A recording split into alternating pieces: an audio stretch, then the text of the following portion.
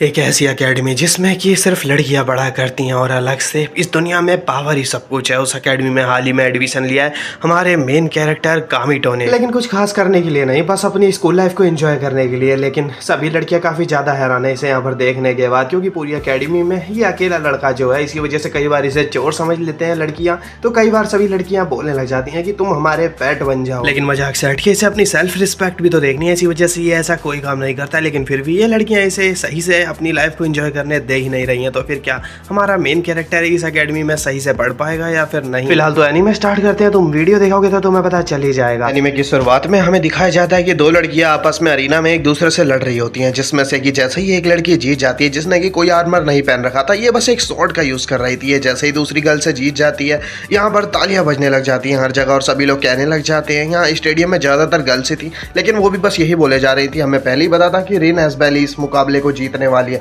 और जैसे ही ये लड़की जीत जाती है, यहाँ पर हर जगह बस तालियां ही तालियां बजने लग जाती हैं इसके लिए। और अब इस दिन के बाद से ही हमें डायरेक्ट 3 साल बाद का सीन दिखाया जाता है, जहाँ पे कि हम देखते हैं कि एक लड़का जो कि पास वाली एक नदी के पास से गुजर रहा था, इसे एक लड़की दिखती है नहाते हुए। ये लड़की इसे देखने के बाद इस लड़के को काफी ज्यादा शर्मा जाती है और इस लड़के से कहने लग जाती है, तुम यहाँ पर क्या कर रहे हो? तो फिर ये लड़का इसे कहने लग जाता है, मैं बस यहाँ से गुजर रहा था, मैं तुम्हें यहाँ पर देख नहीं रहा था। ये लड़की तो बहुत गुस्से में आ जाती है, ये अपना वेपन निकाल लेती है और कहने लग जाती है इस लड़के से, तुम जरूर कोई एक टर्की हो, तुम्हें जरूर सबक सिखाना पड़ेगा। आज लगता है तुम्हारी मौत यहाँ पर तुम्हें बुला करके लेके आ गई है। और फिर अटैक करने लग जाती है इस लड़के के ऊपर। ये लड़का बचने लग जाता है बार बार इसके अटैक से और इसे कहना चाहता है, क्या तुम्हारा दिमाग खराब है? तुम आखिर बार बार मेरे ऊपर अटैक क्यों किए जा रही हो? और तुम्हारी बॉडी यहाँ से और अच्छे से नजर आ रही है। जो सुनने के बाद इस लड़की को और गुस्सा आ जाता है और ये फिर से अटैक करने लगती है इस लड़की के ऊपर और गलती से एक पेड़ को काट देती है। गलती से जिस पेड़ को इस लड़की ने गलती से काट दिया है, वो पेड़ तो अब इसी के ऊपर गिरने वाला होता है। तो फिर ये लड़का ही इसे बचा लेता है किसी तरीके से साइड हटा करके। और फिर ये लड़की को ज्यादा ही शर्माने लग जाती है, क्योंकि ये कुछ ज्यादा ही क्लोज आ चुका था इसके।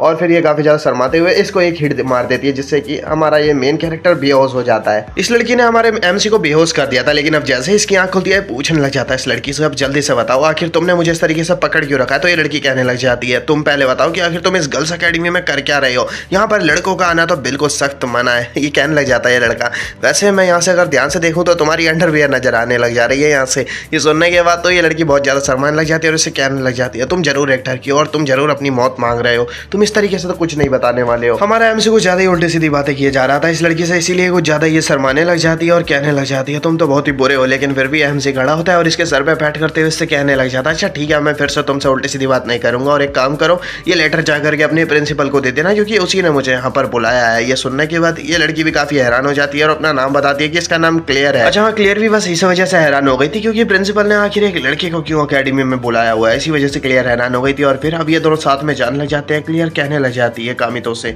कि एक काम करो, तो मेरे साथ चलो, मैं कहीं पर जा रही हूँ एक स्पिरिट को टेम करने के लिए। कामितो इससे कहने लगता है, और मैं तुम्हारे साथ क्यों चलूँ? तो ये लड़की कहती है, भूल गए, तुम्हारा लेटर मेरे पास है, मैं प्रिंसिपल को नहीं दूंगी अगर मेरे साथ नहीं चलोगे तो। इसी वजह से कामितो इसके साथ जाने के लिए मान जाता है। और अब ये लोग पता नहीं है काफी पुराने से ही एक मंदिर में पता नहीं कहीं पर आ जाते हैं और अंदर आने के बाद इनको काफी ज्यादा यहाँ पर अंधेरा मिलता है, इसलिए क्लियर अपना एक फायर बॉल सा क्रिएट कर लेती है और फिर इसे हाथ में लेकर के आगे बढ़ने लग जाती है।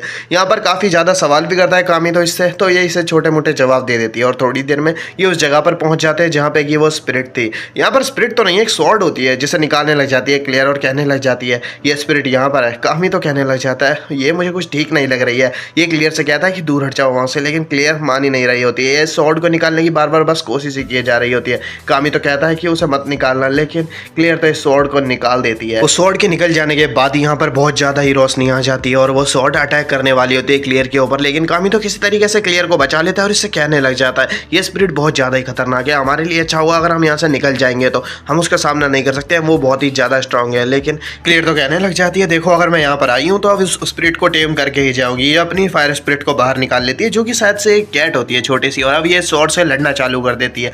ये वो जो स्वॉर्ड है ना, कुछ ज्यादा ही भारी पड़ रही होती है क्लियर की ये जो कैट स्पिरिट है उसके ऊपर, और बहुत ही बुरी तरीके से इसको एक तरफा पछाड़ रही होती है। क्लियर भी काफी ज्यादा ही घबराने लग जाती है और थोड़ी देर में क्लियर की ये जो फायर स्पिरिट कैट होती है इसके ऊपर एक बहुत ही गंदा अटैक होता है, जिससे कि उसकी हालत ही बिगड़ जाती है और वो खत्म हो जाती है। अपनी फायर स्पिरिट को यूं जाते हुए देख करके तो क्लियर बहुत ज्यादा रोने लग जाती है और वो स्वॉर्ड बस क्लियर के ऊपर भी अटैक करने वाली होती है, लेकिन सही टाइम पर कामितो बीच में आ जाता है और अपनी एक शील्ड बीच में लेकर के आ जाता है, जिससे कि ये क्लियर को किसी तरीके से बचा लेता है। उस स्वॉर्ड स्पिरिट का अटैक बहुत ज्यादा स्ट्रांग था, इसी वजह से कामितो बेहोश हो चुका था। अब जब इसकी थोड़ी देर बाद आंख खुलती है तो फिर पता चलता है क्लियर से कामितो को कि कामितो ने उस स्वॉर्ड स्पिरिट को गलती से टेम कर लिया। इसी वजह से क्लियर भी इससे काफी ज्यादा नाराज है। ये कहने लग जाती है, उस उसे तो मैं टेम करना चाहती थी, आखिर तुमने क्यों उसे टेम कर लिया? और अब थोड़ी देर में ये इसे अकेडमी में लेकर के आ जाती है और इसने इसे बांध लिया होता है। कामी तो इससे कहने लगता है कि क्या मैं तुम्हारा कोई पेट हूँ, आखिर तुमने मुझे बांध क्यों रखा है इस पट्टे से? क्लियर बोलती है वो बस इसी वजह से क्योंकि तुमने मेरा फैमिलियर स्पिरिट बनने से मना कर दिया और जब तक तुम हाँ नहीं कर देते हो मैं तुम्हें नहीं खोलने वाली हूँ। कामी तो इससे कहता है लेकिन ये तो बिल्कुल सही नहीं है। जैसे ही क्लियर का मुंह उस तरफ होता है दूसरी और कामी तो भाग जाता है और अकेडमी के अंदर आ जाता है प्रिंसिपल से मिलने के लिए। सभी गर्ल्स एक तरफ बहुत ज्यादा हैरान थी क्योंकि पहली बार इन्होंने एक लड़की को अकेडमी में देखा है और ये जैसे ही आ जाता है प्रिंसिपल रूम ऑफिस के बाहर तो फिर यह एक लड़की एक गेट पे लात मारती है और कहने लग जाती है एक बॉय यहाँ पर क्या कर रहा है अकेडमी में। ये इसके गले पे तलवार रख देती है लेकिन सही टाइम पर प्रिंसिपल यहाँ पर आ जाती है और कहने लग जाती है उसको जाने तो वो यहाँ पर मेरे तरफ से आया, मैंने उसे बुलाया था। सही टाइम पे आ गई प्रिंसिपल वरना बेकार में ही बेचारा टूट जाता है। इसके बाद प्रिंसिपल इसे अपने ऑफिस में लेकर के आ जाती है, उन्हें बताने लग जाती है कि जिस लड़की ने अभी इसको पकड़ लिया था ना कामिता को, उस लड़की का नाम असल में एलिस है और वो नाइट्स की कैप्टन है और उसका यह काम ही है कि अगर कुछ वही गड़बड़ी होती है स्कूल में तो वो ध्यान रखे स्कूल का। और फिर कामिता से पूछने लग जाती है प्रिंसिपल कि एक बात बताओ आखिर जो तुम्हारी जो पुरानी स्पिरिट थी आखिर वो है कहाँ? तो कामी तो कहने लग जाता है मुझे नहीं पता कि वो कहाँ है। तो ये कहने लग जाती है प्रिंसिपल की मुझे पता है, देखो वो जिंदा है अभी और क्या तुम उसके साथ दोबारा कॉन्ट्रैक्ट बनाना चाहोगे? तो कामी तो बताता नहीं मैंने अभी फिलहाल तो एक नई स्पिरिट के साथ कॉन्ट्रैक्ट बना लिया और फिलहाल मुझे उसके साथ कॉन्ट्रैक्ट नहीं बनाना है। और प्रिंसिपल इससे कहने लग जाती है ठीक है फिर तो तुम यहाँ से जा सकते हो। कामी तो यहाँ से निकल जाता है, रास्ते में इसे एलिस फिर से मिल जाती है और एलिस इससे कहने लगती है प्रिंसिपल ने कहा कि मैं तुम्हें वही दूँ स्कूल टूर दूँ, इसी वजह से मैं तुम्हें स्कूल टूर देने वाली हूँ लेकिन मेरी ये सब करने की बिल्कुल इच्छा नहीं है, इसलिए देखो सीरियसली मत लेना इस बात को। कामी तो कहता है ठीक है अच्छा ठीक है, वैसे ही मैं स्कूल के बारे में कुछ नहीं जानता हूँ। एलिस कामितो को थोड़ी देर में पूरा स्कूल घुमा देती है और वो जगह भी दिखा देती है जहाँ पे कामितो रहने वाला है और फिर से इसे प्रिंसिपल ऑफिस के बाहर ला करके खड़ा कर देती है और कहती है अब जहाँ जाना है जा सकते हो। जैसे ही यहाँ से एलिस चली जाती है इसको क्लियर पकड़ लेती है अंटर से और बोलने लग जाती है तुम एक बात बताओ उस लड़की के साथ क्या कर रहे थे आखिर उस कैप्टन के साथ में और इतने अच्छे से कैसे बात कर रहे थे? कामितो बताने लग जाता है वो कैप्टन असल में मुझे स्कूल टूर दे रही थी क्योंकि मैंने भी इस अकेडमी को ज्वाइन जो कर लिया है। ये सुनने के बाद तो काफी ज्यादा हैरान रह जाती है। क्लियर कहने लग जाती है एक मेल ने हमारी अकेडमी को ज्वाइन कर लिया है तो काफी हैरानी वाली बात है। कामितो बताने लग जाता है मैं एक मेल अल्केमिस्ट हूँ, इसी वजह से मुझे आराम से यहाँ पर एडमिशन मिल चुका है। क्लियर कहती है हाँ ठीक है अगर तुम्हें एडमिशन मिल भी गया है तो लेकिन तुम बोल तो नहीं रहे हो ना, तुम मेरे एक फैमिलियर स्पिरिट हो, इसी वजह से तुम मेरे स्लेव हो, ये बात भूलना मत। ये बोलना चाहता है कामितो हे तुम भूल रही हो अभी तक हमने कॉन्ट्रैक्ट नहीं किया है, कॉन्ट्रैक्ट करने के लिए हमें एक दूसरे के साथ किस करना पड़ेगा अगर तुम्हें मेरे साथ कॉन्ट्रैक्ट बनाना है। तो कामितो इसके पास आता है, इसके होटल को पकड़ता है और कहने लग जाता है ठीक है तो मैं तुम्हारे साथ कॉन्ट्रैक्ट बना लेता हूँ। लेकिन क्लियर काफी ज्यादा शर्मा रही थी और कह रही थी प्लीज ऐसा मत करो, लेकिन तभी इनकी क्लास टीचर यहाँ पर आ जाती है और कहने लग जाती है देखो ये सब मेरी क्लास खत्म करने की बात करना और अब ये दोनों ही क्लास में आ जाते हैं और कामितो भी क्लियर की ही क्लास में पढ़ने वाला है और सभी लड़कियां कामितो को देख करके काफी ज्यादा ही हैरान है। लेकिन टीचर को तो पहले ही पता था कि एक लड़का आया है इनकी अकेडमी में नया और ये सब देखने के बाद अभी सारी लड़कियां क्योंकि ज्यादा ही हैरान थी लेकिन फिर भी कामितो अब इंट्रोडक्शन अपना देने लग जाता है। लेकिन किसी को भी जरूरत ही नहीं है कामितो के इंट्रोडक्शन की क्योंकि क्लियर पहले ही डिक्लेयर कर देती है कि कामितो मेरा स्लेव है और भाई इसको बाद में पकड़ने में लग जाती है कि हे कामितो तो मेरा स्लेव हो, मेरे पास आकर के बैठो। लेकिन तभी एक लड़की यहाँ पर आ जाती है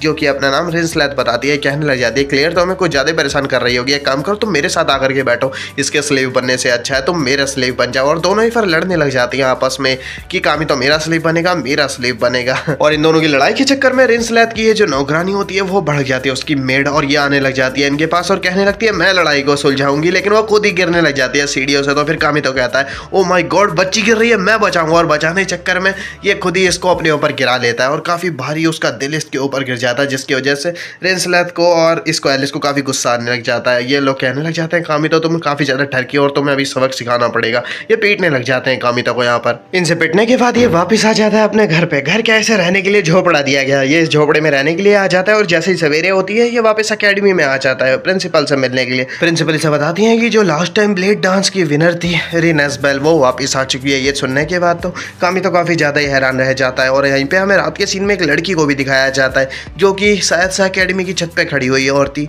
और बोल रही थी कि मैं वापस आ चुकी हूँ। इसके बाद सीन सीधा क्लियर पे आ जाता है। क्लियर कामितो के लिए खाना लेकर के जा रही थी और कह रही थी कि कामितो मेरा कॉन्ट्रैक्टिव स्लेव है तो फिर मुझे उसका ध्यान रखना चाहिए, मुझे उसके लिए खाना लेकर के जाना चाहिए। और यहीं पर दो लड़की और भी थी जो कि साथ से कामितो की ओर ही जा रही थी और बात कर रही थी शायद से इस बार के टूर्नामेंट में जो भी पार्टिसिपेट करने के बाद विजेता बनेगा उसे शायद से मिलिट्री स्पिरिट के साथ कॉन्ट्रैक्ट बनाने का मौका मिलेगा, इसलिए ये दोनों भी सोच रही है पार्टिसिपेट करने के बारे में। और सीन कामितो पे आता है। कामितो सोच रहा होता है इसकी जो क्लास टीचर थी उन्होंने बताया था कि जो ब्लेड डांस का इस बार का टूर्नामेंट होने वाला है उसमें अगर इस बार रिन एस्बेल पार्टिसिपेट करती है और फिर भी अगर ये लोग जीत जाते हैं तो काफ़ी अच्छी बात होगी। कामितो सोच रहा होता है कि देखा जाए तो इस बार रिप्रेजेंट मेरे को करने के लिए बोला जा रहा है स्कूल की तरफ से, लेकिन पता नहीं मैं करूँ या फिर ना करूँ। लेकिन इसे भूख भूख लग रही है। कामी तो सोच रहा है कि मैंने कैफेटेरिया में जा करके देखा था, खाना वहाँ काफ़ी ज़्यादा महंगा था, इसलिए मैं वहाँ पर खाना अफोर्ड नहीं कर पाया, इसलिए बेचारा भूखा बैठा हुआ होता है। लेकिन तभी इसके कमरे में आ जाती है रिंसलेट, जो कि कामी तो कहने लगती है कि देखो मैं तुम्हारे लिए खाना लेकर के आई हूँ। कामी तो कहने लग जाता है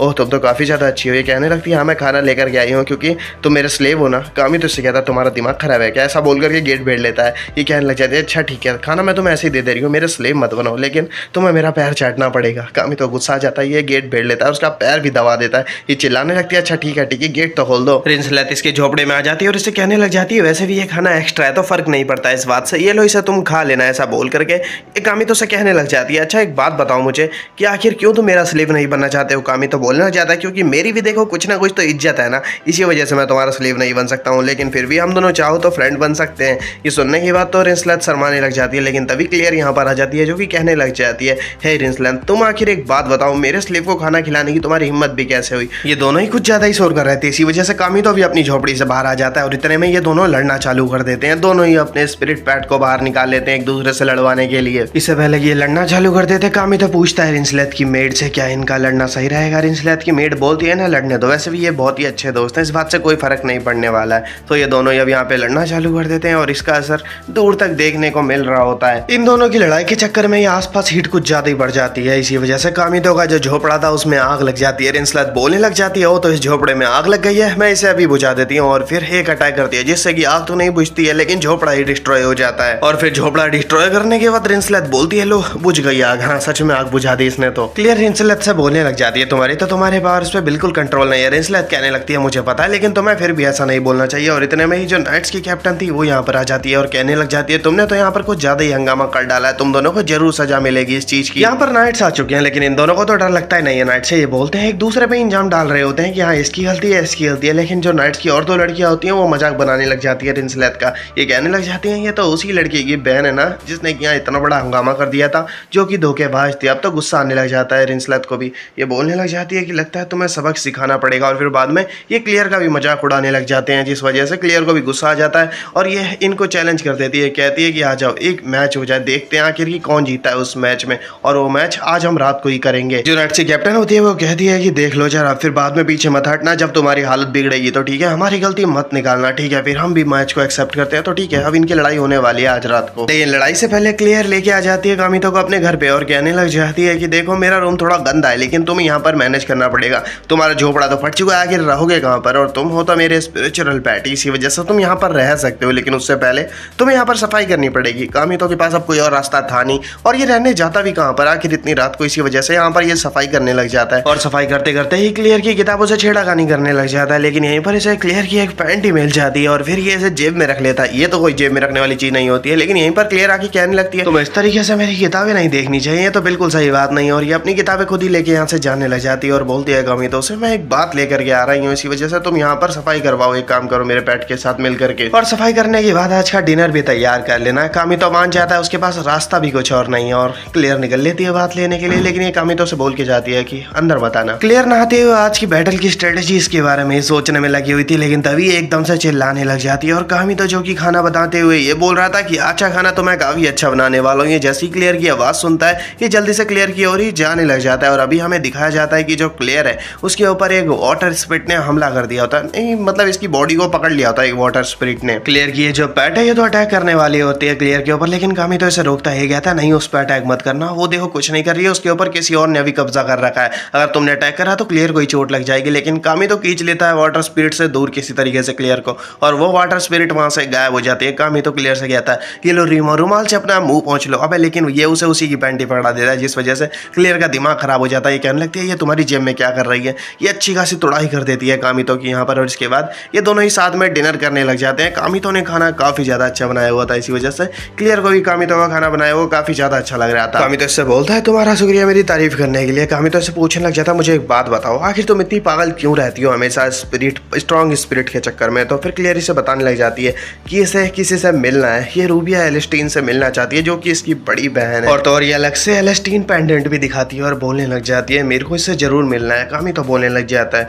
रूबिया एलिस्टीन ये वो वही है ना जिसने ये बहुत बड़ा खतरा ला दिया था एक बार एम्परर के ऊपर, और उस वजह से उसका नाम कैलेमिटी क्वीन भी रख दिया गया, और तुम उससे मिलना चाहती हो, और सच में क्या वो तुम्हारी बड़ी बहन है। तो ये बोलती है हाँ बिल्कुल, इसी वजह से मैं उससे मिलना चाहती बताती हूँ। डिनर कर लेने के बाद ये एक अलग ही जगह पे आ चुके थे और रात भी काफी हो चुकी थी और अब इनके मैच का वक्त आ चुका था। ये एस्ट्रल गेट के पास आ चुके थे जिससे कि ये एक अलग ही डायमेंशन में जा सकते थे। ये यहाँ बीच में आ जाते हैं सर्कल के और फिर दूसरे डायमेंशन में आ जाते हैं जहाँ पर कि काफी कमजोर स्पिरिट अवेलेबल है, जिसकी वजह से अगर वो इन पे हमला भी कर देते हैं तो इनकी लड़ाई के बीच में कोई प्रॉब्लम इन्हें फेस नहीं करनी पड़ेगी। कामी तो पूछने लग जाता है क्लियर से, मुझे एक बात बताओ, क्या वो एलिस स्ट्रॉन्ग है? वो नाइट कैप्टन तो बताती है क्लियर हाँ वो काफी ज्यादा स्ट्रॉन्ग है, लेकिन फिर भी आज उससे हमें जीतना ही पड़ेगा। अगर उससे नहीं जीत पाए तो ब्लेड डांस में कैसे पार्टिसिपेट करेंगे आखिर हम? क्लियर बोलती है मैंने सुना है इस बार की ब्लेड डांस में फिर से पार्टिसिपेट करने वाली है रिनेस बेल, और अगर वो आती है तो फिर तो काफी ज्यादा मुश्किल हो जाएगा कंपटीशन। लेकिन मैं उसकी शुक्रगुजार भी हूँ क्योंकि मेरी बहन की वजह से जो प्रॉब्लम फेस करनी पड़ी थी किंगडम को वो रिनेस बेल की वजह से सॉल्व हो गई थी और मैं उसकी जैसा ही स्ट्रॉन्ग बनना चाहती हूँ। अब थोड़ी देर में ये लोग उस जगह पे पहुंच जाते हैं जहाँ पे इनकी बैटल होने वाली थी। रिंसलेट कहने लग जाती है एक बात बताओ तुम लोग कितने लेट आए हो, यहाँ पर बहुत लेट आए हो तुम लोग। तो फिर इसे कहने लग जाती है क्लियर देखो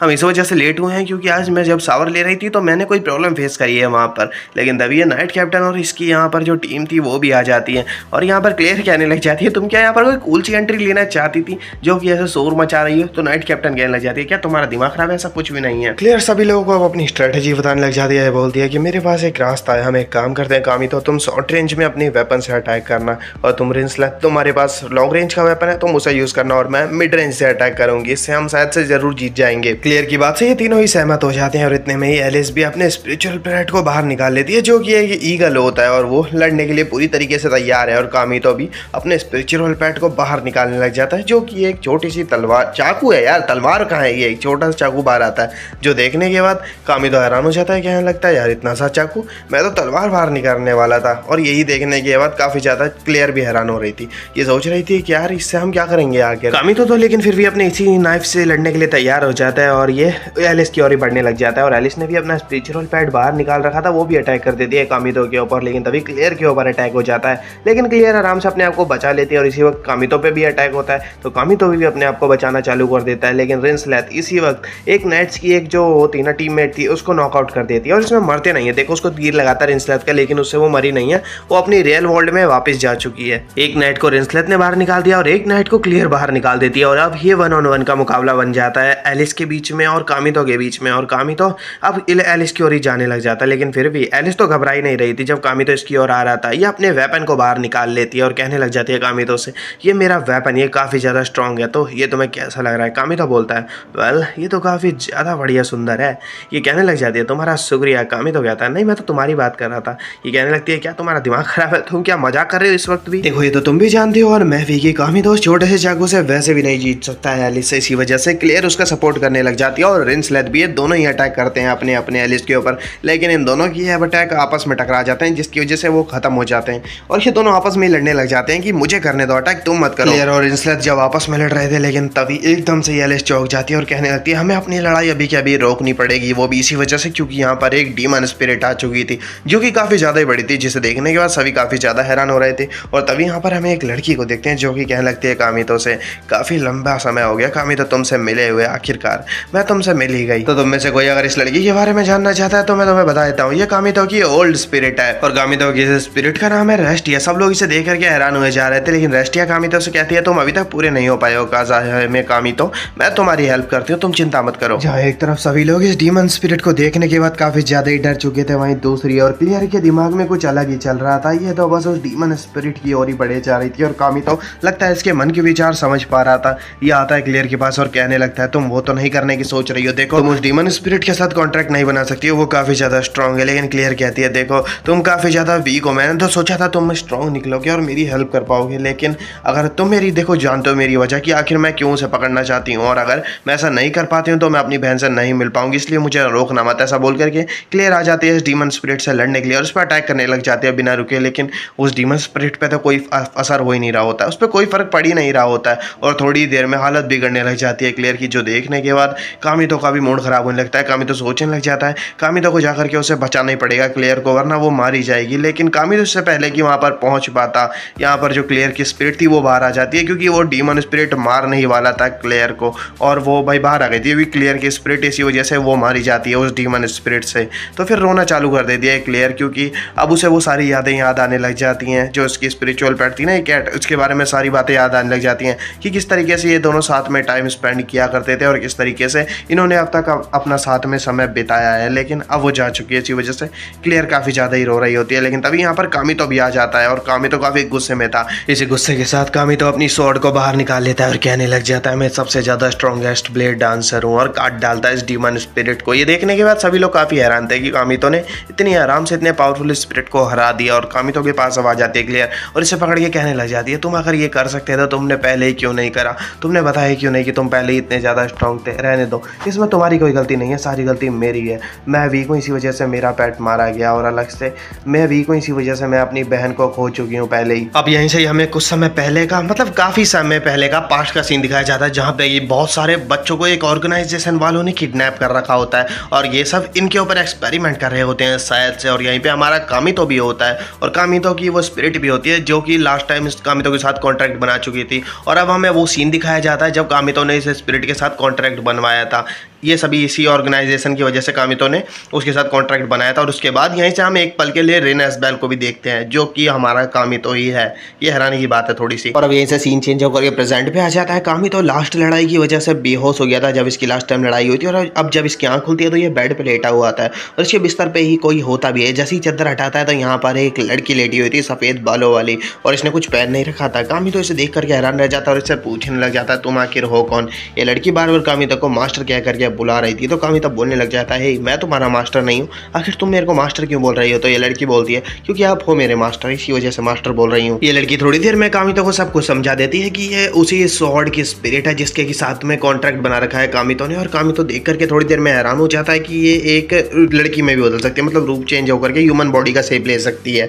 लेकिन कामितो से कहता है एक मिनट रुको, हम बाकी बातें बाद में करेंगे क्योंकि लगता है कोई रूम में आ रहा है, इसलिए जल्दी से छुपो। तो ये स्पिरिट इसी के अंदर, चादर के अंदर ही छुप जाती है कामितो की। इसके बाद यहाँ पर रिंसलेट और इसकी मेड आ जाते हैं और ये कामितो से पूछने लगते हैं तो क्या तुम ठीक हो, तुमने आराम करा ना पूरी रात, क्योंकि तुम लास्ट लड़ाई के दौरान काफ़ी ज़्यादा ही बुरी हालत में थे और बेहोश हो गए थे। इसी वजह से जो मेड होती है ना रिंसलेट, वो बताती है चिंता हो रही थी रिंसलेट को काफ़ी ज़्यादा कामितो की। इसी वजह से ये लोग यहाँ पर लेकर के आ गए कामितो को। लेकिन ये लोग कामितो से पूछने लगते हैं क्या तुम ठीक हो, तो कामितो बोलता है हाँ मुझे आराम है। और यहीं पर रिंसलेट की मेड बताती है कि क्लियर को भी काफ़ी चिंता हो रही थी रिंसलेट को। रिंसलेट तो शर्माने लग जाती है और कहती है नहीं मुझे इन दोनों की चिंता नहीं हो रही थी। लेकिन तभी कामितो सोचने लग जाता है कि रिंसलेट दिखाती नहीं है, लेकिन सच में क्लियर के पास भी एक दोस्त है जो कि उसकी चिंता करती है। लेकिन तभी चादर हिलने लग जाती है कामितो की, जिसकी वजह से थोड़ा मतलब पता सा लग जाता है रिंसलेट को कि कोई है यहाँ पर, और ये चादर को खींच देती है। और तभी ये जो कामितो की जो स्पिरिट है ये कामितो से चिपक जाती है और कहने लग जाती है इन्होंने मुझे ढूंढ लिया है। कामितो समझाने लग जाता है रिंसलेट को देखो ये सब ऐसा नहीं है जैसा तुम समझ रहे हो, क्योंकि ये लोग सच में गलत समझ रहे थे। कामितो से रिंसलेट कहने लग जाती है हम यहाँ से गए क्या, तुम यहाँ पर अपने मजे करने के लिए एक लड़की को लेकर के आ गए। रिंसलेट तो अपनी स्पिरिट को बाहर निकाल लेती है और कहती है इस कामितो को सबक सिखा दो। रिंसलेट का स्पिरिचुअल बैट तो बस अटैक ही करने वाला था कामितो पे, लेकिन ये जो कामितो की स्वॉर्ड स्पिरिट है ये से रोक देती है। कहती है कि क्या तुम उस तलवार पे अटैक करोगे जिसने कि खुद डीमन लॉर्ड को मारा है। ये जो रिंसलेट की जो स्पिरिट थी वो तो डर जाती है और बिल्कुल शांत हो जाती है और बात मानने लग जाती है कामितो की स्वॉर्ड स्पिरिट की। और अब यहीं से सीन चेंज होकर के क्लियर पे आ जाता है और क्लियर रो रही थी अपने कमरे में और बोल रही थी जल्दी टूर्नामेंट स्टार्ट होने वाला है तो फिर मुझे जाकर ये पार्टिसिपेट करना चाहिए। इसके बाद हम फिर से कामितो को देखते हैं और कामितो अपने स्पिरिट के साथ एकेडमी घूमने में लगा हुआ है और इसकी स्पिरिट का नाम है एस्ट। और एस्ट बोलने लगती है कामितो से कि तो फिर ये है तुम्हारी एकेडमी। कामितो कहने लग जाता है कि मुझे एक बात बताओ, तुम अपने कपड़े चेंज कर सकती थी अपनी खुद की पावर्स की मदद से, तो पहले क्यों नहीं करे। एस्ट कहती है मुझे लगा क्योंकि तुम मुझे उस हाल में देख करके खुश हो गए, इसी वजह से मैंने कपड़े ऐसे नहीं पहने थे। तो अभी यहाँ पर आ जाती है एलिस और एलिस कहने लग जाती है मुझे तो लगा था तुम एक अच्छे लड़के हो, लेकिन तुम तो एडवांटेज ले रहे हो इस बच्ची का, इस छोटी गर्ल का, और तुम इसका फायदा उठा रहे हो। मैं तुम्हें छोड़ूंगी नहीं। ये अपनी तलवार निकाल लेती है लेकिन तभी इसकी तलवार ही तोड़ देती है। एस्ट पूरी मोड़ के रख डालती है और थोड़ी देर में कामितो इसे बिठा करके सब कुछ समझा देता है कि एलिस कामितो को बिल्कुल गलत समझ रही थी। एस्ट तो और अलग से बस इसी की स्पिरिट है तो इसे ज्यादा सोचने की जरूरत नहीं है। और बाद में तारीफ भी करती है असल में एलिस की। एलिस बोलती है तुमने जिस डार्क स्पिरिट से क्लियर की जान बचाई थी वो बहुत ही खतरनाक थी, लेकिन फिर भी तुमने क्लियर को बचा लिया और तुम उस वक्त क्लियर को बचाते हुए काफी कूल लग रहे थे। पहले मुझे बॉयज बिल्कुल पसंद नहीं थे लेकिन अब तुम्हें देखने के बाद मेरे विचार बिल्कुल बदल चुके हैं। एलिस से बात करने के बाद कामितो सीधा आ जाता है क्लियर से मिलने के लिए, लेकिन वो तो रूम में होती ही नहीं है और कामितो बहुत जरूरी वजह से मिलने के लिए आया था क्लियर से, क्योंकि अभी अभी एलिस ने बताया कि क्लियर पार्टिसिपेट करने वाली है उस टूर्नामेंट में जिसमें कि भाई मिलिट्री स्पिरिट के साथ कॉन्ट्रैक्ट बनाने का मौका मिलने वाला है। और यही सुनने के बाद कामितो डर गया था क्योंकि आखिर वो पार्टिसिपेट करेगी कैसे, क्लियर के पास तो कोई स्पिरिट बची ही नहीं है। अब क्या वो खुद लड़ने वाली है, और अगर वो खुद लड़ेगी तो आखिर वो कैसे किसी स्पिरिट से सामना कर सकती है। एक ह्यूमन एक स्पिरिट से आखिर कैसे लड़ सकता है, वो जायज़ ही मारी जाएगी। इसी वजह से कामितो भागते हुए जाने लग जाता है क्लियर के पास क्लियर को ढूंढने के लिए, लेकिन क्लियर तो उसे मिल ही नहीं रही होती है कहीं भी। सीन वापस क्लियर पे आ जाता है। क्लियर जा रही थी टूर्नामेंट में पार्टिसिपेट करने के लिए, लेकिन तभी इसके सामने एक लड़की आ जाती है जिसने कि अपने आप को छुपा रखा था। बोलने लग जाती है क्लियर से, तुम्हें पावर की तलाश है ना।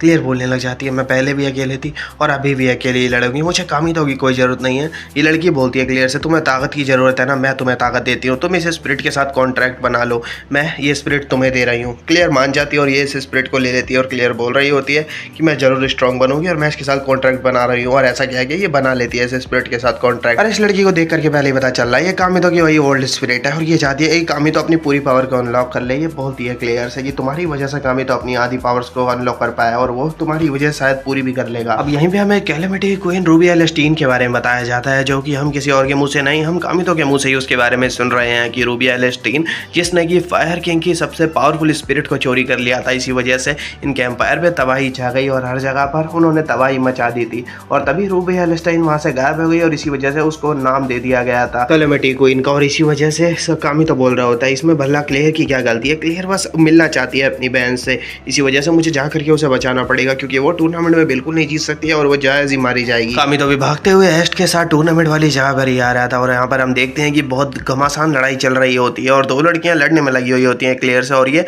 क्लियर की हालत बिगाड़ने में लगी हुई होती है और क्लियर के पास कोई स्पिरिट नहीं है, इसी वजह से वो अपने चाबुक से लड़े जा रही होती है। लेकिन वो भला एक स्पिरिट का सामना एक चाबुक से कैसे कर सकती है, इसी वजह से ये काफ़ी ज़्यादा ही पिट रही होती है और हालत तो इसकी काफ़ी ज़्यादा बिगड़े जा रही होती है। तभी ये दोनों लड़कियां मजाक बनाने लग जाती हैं क्लियर का, जो कि अपनी स्पिरिट को यूज़ कर रही थी। क्लियर से कहने लग जाती हैं तुम यहाँ पर क्या कर रही हो, आखिर तुम्हारी स्पिरिट कहाँ गई हो, हाँ वो तो मर चुकी है ना, अब तुम भला कैसे जीतोगी। तो इसका काफ़ी ज़्यादा मजाक बना रही होती है और अब क्लियर से और बर्दाश्त होता नहीं है और ये उस स्पिरिट को यूज़ कर लेती है जो कि इसको लास्ट टाइम उसी कामितो की वो स्पिरिट ने दिया था। और अब इसे जैसे ये इस बाहर निकालती है ना, यहाँ पर ये बहुत बुरी तरह रोर करती है जिससे कि काफ़ी लोग डर जाते हैं इतनी पावरफुल स्पिरिट को देखने के बाद। क्लियर की इस स्पिरिट की वजह से आसपास जितने भी स्पिरिट होते हैं ना वो डार्क ऑरा में कवर हो जाते हैं और सारे ही पागल हो जाते हैं। यही क्लियर की स्पिरिट की जो डार्क स्पिरिट है इसकी काबिलियत है कि ये किसी भी स्पिरिट को पागल कर सकती है और वो सब अपने ही मालिकों पे हमला करने लग जाते हैं और थोड़ी देर में पूरा अरीना खाली हो जाता है और क्लियर के ऊपर भी इस स्पिरिट ने काबू कर लिया होता है। लेकिन यहाँ पर कामितो आ जाता है, ये बोलने लग जाता है तो ये उस तरह की स्पिरिट है कि ये आसपास की सभी स्पिरिट को पागल बना सकती है और इसने